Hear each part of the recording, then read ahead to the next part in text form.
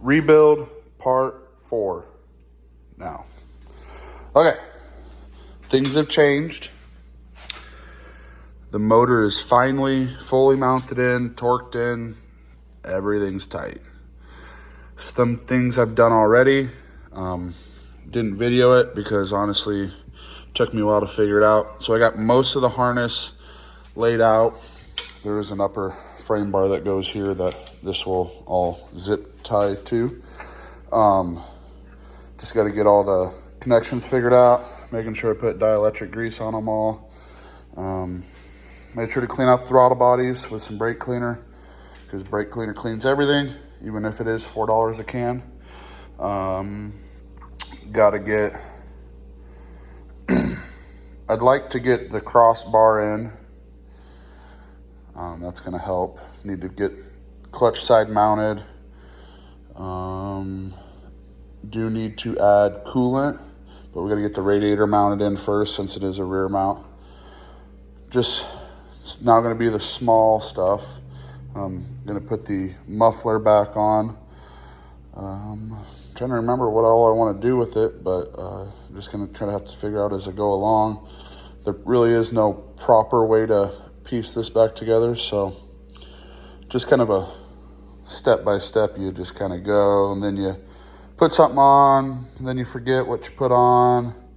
Is going to interfere with this other thing that you put on, so you got to take that thing off. So yeah, just going to work to continue to get stuff mounted, make sure things are properly ran right so stuff isn't rubbing.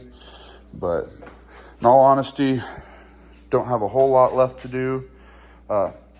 Do want to give a shout out to my boy Dylan. He helped me mount this motor in here, even though I did kind of say I did it by myself. You know, I got to give credit where it's due because he complained about it. So yeah, here's a picture of my boy Dylan. Bang, bang. Let's see the phone. Ready? Speed, agility. Wow. So yeah, shout out to Dylan. Oh, probably seen some melted plastic right here. So what's been happening a lot with these machines is, so a story about how that happened. So didn't realize it at the time, but I was having issues with my exhaust breaking. And I always thought it was because of the brand of exhaust and all that jazz.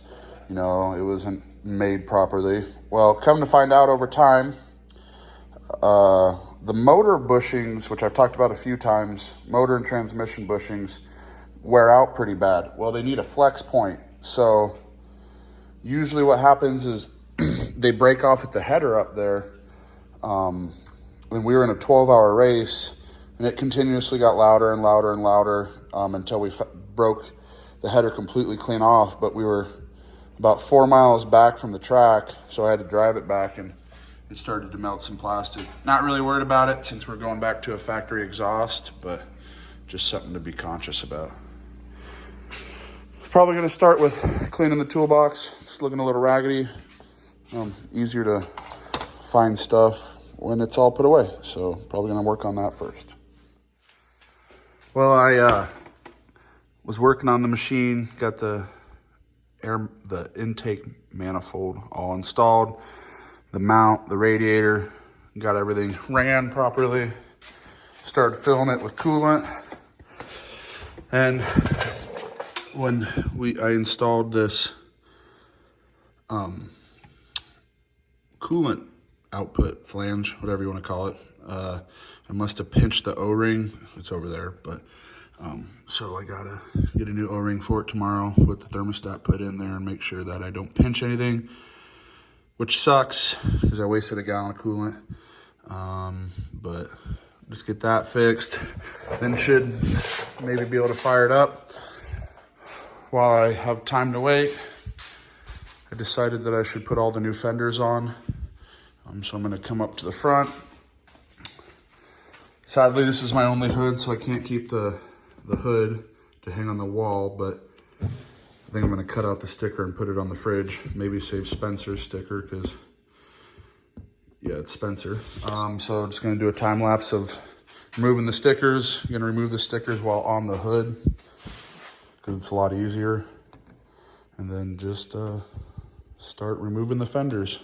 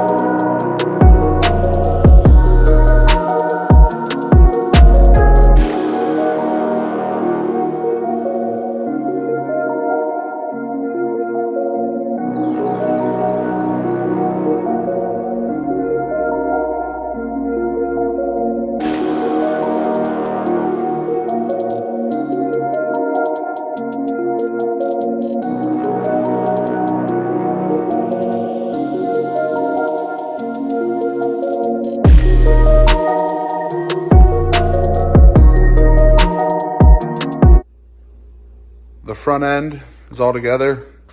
Got it all cleaned up. Should be ready to go on the front end. Got this rear fender on, but we got some broken pieces, so I might try to get a new one of those. I was putting this fender on and I go, man, I know that this isn't connected to the rear piece back here, the whatever you want to call it. And I was like, man, why is this so loose? And by the time I went to go install this second one, I remembered that Kawasaki has a brace that comes out from here to here to hold the fender up. And well, since I've ripped off the fender so many times, I ripped off the mount. So not a huge deal. We can still put the fenders on, but I'll definitely order some of those so we can get it fixed. Did get the coolant hose coolant neck fixed with a new O-ring. I think honestly what happened is, since we had this orientated wrong, when I put it back on, the thermostat probably moved and then pinched on the O-ring. I probably should have removed it off of the 10 mil bolts up there and not here, but I didn't have a whole lot of room to play with and it was late, so I did what I could. But it is back together. It's holding coolant, as you can see. Some people don't know, this is an aftermarket radiator set up in the rear, but all KRXs come factory with this right here. This is your coolant bleeder. It sits on the top of your head. Usually it's underneath your bed, so it is a pain to get to. Obviously I don't have a bed, so it's not a big deal. So all you do is, let's see if I can get it. Ooh, did we strip it? Let's hope not. Oh, there it went. So what you're gonna do is, sorry for my crappy camera work here. So you're just gonna keep loosening this, and then eventually what you're gonna see here is you're gonna see coolant level start to go down. But you really should start to hear it seep out all the air out of here. You definitely want to do this if you're refilling your coolant so you don't have any pockets of air. I don't remember how I did this last time. I think I came from the top with an impact. So let's see. You're just gonna watch me slowly turn this by hand. Pretty cool.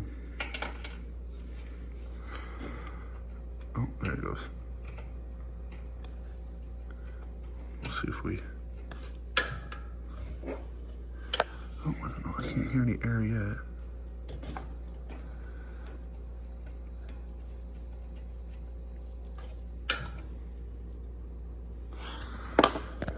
Come on.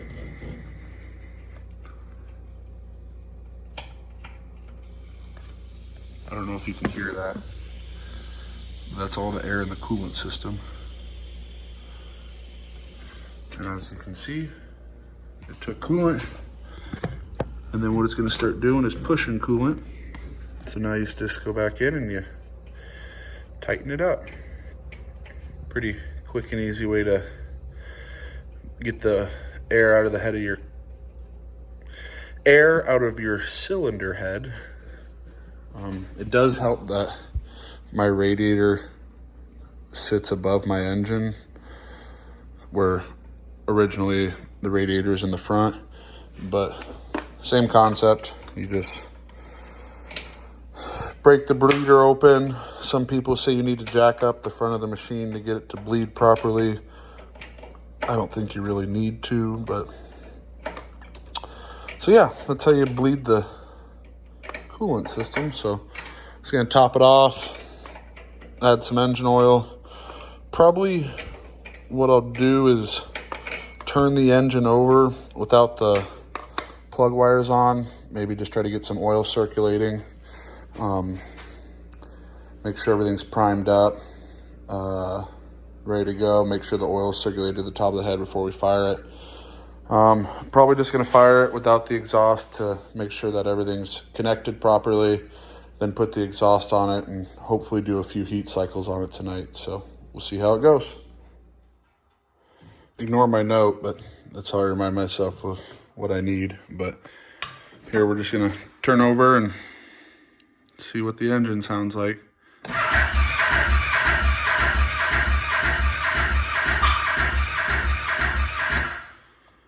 Sounds like it's got good compression. We are a little low on voltage. Might throw the battery charger on it while we button up some other things, but it sounds like we should be able to fire soon. Okay, we're gonna test fire it. Remember, this doesn't have a muffler on it. I just need to know if it runs or, well, it's gonna run.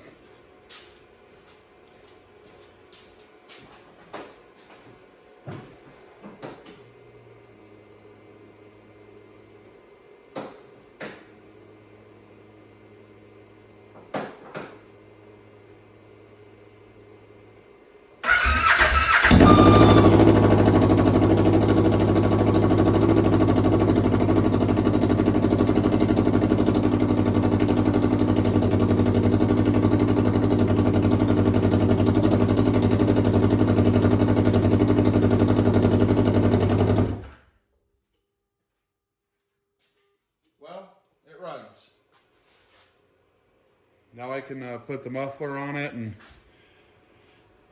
really try to do a couple heat cycles on it tonight, so that's a win.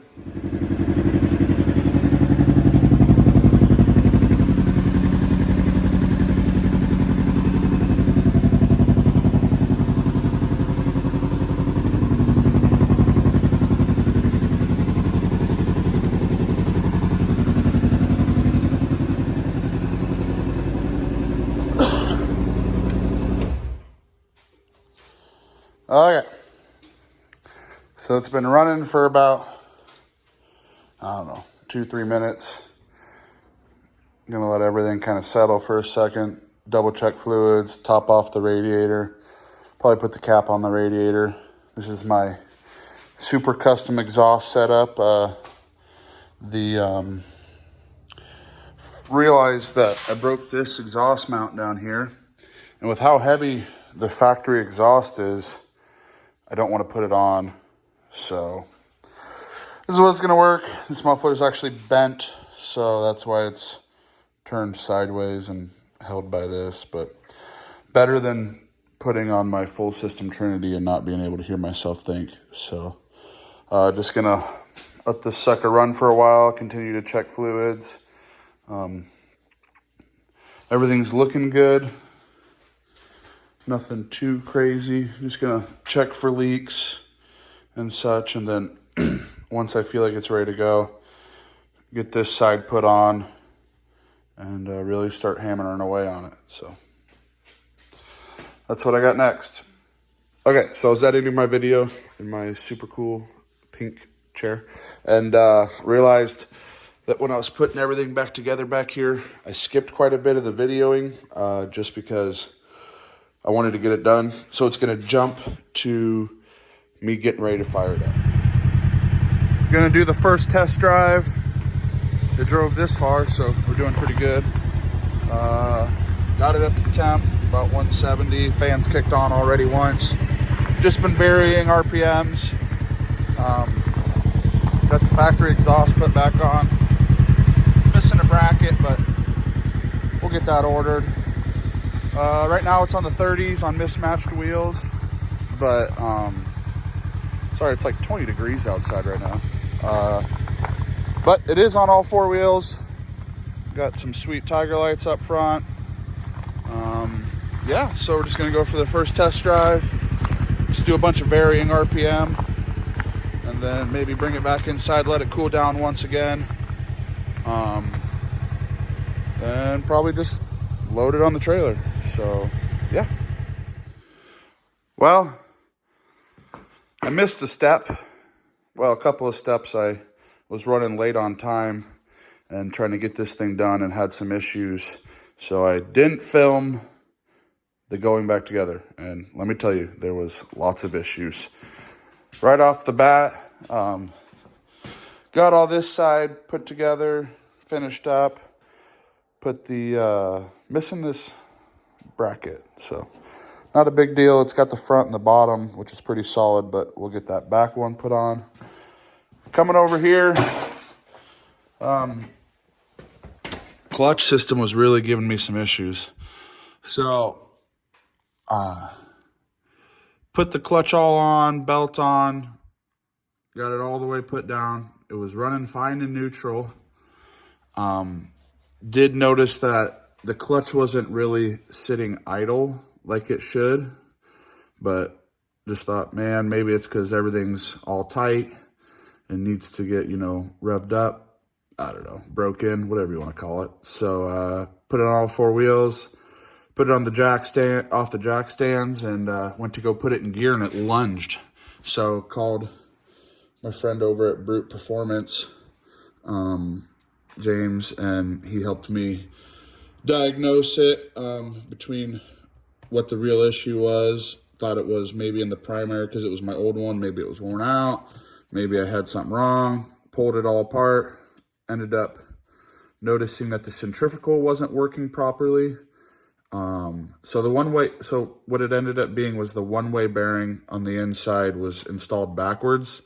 For some reason, Kawasaki labels the bearing with one side that says outside.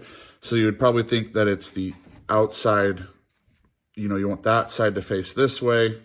Sorry if this is confusing, but in reality, you want the side that says outside facing the outside of the wet clutches. So got that flipped around real quick, installed everything back on, and it's good to go back there. So got all my ducts that I made long time ago, but they're in here. Radiator is good, isn't leaking or anything like that. Fan's kicking on. I probably let it idle, do a couple heat cycles with varying RPM 5 or 6 times now. Did have to drain the oil when I had to fix the centrifugal clutch, which wasn't a big deal. I was going to plan on changing it quickly anyways, try to get any junk out of there. So, yeah, I got it back on all four wheels, mismatch wheels, and that's fine because I was in a hurry to get it done. I needed to get it done because I have the ice scramble coming up, and I need to go through my old race car. And I went to go start it the other day, and well, it wouldn't start. So not sure what I'm going to do there. Just need to get this out. So grabbed a set of wheels for the rear. These are just 30s. I think we're going to go to, like I said, a 33 or a 35, because this suspension definitely is a lot taller than my old race setup. It's definitely got some arch in the rear, which will be good when we go to those bigger tires. But yeah, no major, well, that was a major hiccup. But like I said, we got it swapped around. I can see how it was installed. This thing's taking some beatings.